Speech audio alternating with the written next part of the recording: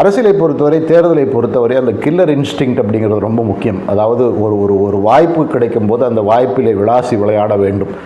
அந்த வாய்ப்பில் விளாசி விளையாடவில்லை என்று சொன்னால் அது வாக்குகளாக மாறுவது ரொம்ப கடினம். இதில் விஜய் உடைய தரப்பில் பல கணக்குகள் இருந்திருக்கின்றன. ஒரு கணக்கு அவருக்கு ஏற்கனவே இப்போ இருக்கிற ஒப்பீனியன் போல் பலவற்றிலுமே டெல்டா மாவட்டங்கள் மற்றும் கோஸ்டல் டிஸ்ட்ரிக்ட்ஸ், கரையோர மாவட்டங்கள், வட தமிழ்நாடு, அதாவது சென்னை, மகாபலிபுரம் தொடங்கி அந்த பக்கம் நாகப்பட்டினம் வரை உள்ள அந்த கோஸ்டல் தமிழ்நாட்டில் அவருக்கு பெரிய அளவிலான ஆதரவு இருக்கிறது. அது மட்டுமல்ல, அதை ஒட்டிய டெல்டா மாவட்டங்களிலே அவருக்கு மிகப்பெரிய ஒரு ஆதரவு இருக்கிறது அப்படிங்கிறது ஒரு பெரிய ஒரு ஃபேக்டராக சொல்லப்படுகிறது. இந்த பகுதிகளில் பல இடங்களிலே எங்கெல்லாம் விடுதலை சிறுத்தைகள் கட்சி வலிமையாக இருக்கிறதோ அங்கே விடுதலை சிறுத்தைகள் கட்சியை அவர் காலி பண்ணிடுவார். எங்கெல்லாம் பாட்டாளி மக்கள் கட்சி வலிமையாக இருக்கிறதோ அங்கே பாட்டாளி மக்கள் கட்சியை காலி பண்ணுவார். அதுவும் இல்லாமல் மீனவர் சமுதாயத்தில் இருக்கக்கூடிய கிறிஸ்தவ வாக்குகள் பெரிய அளவில் விஜய்க்கு வரும்.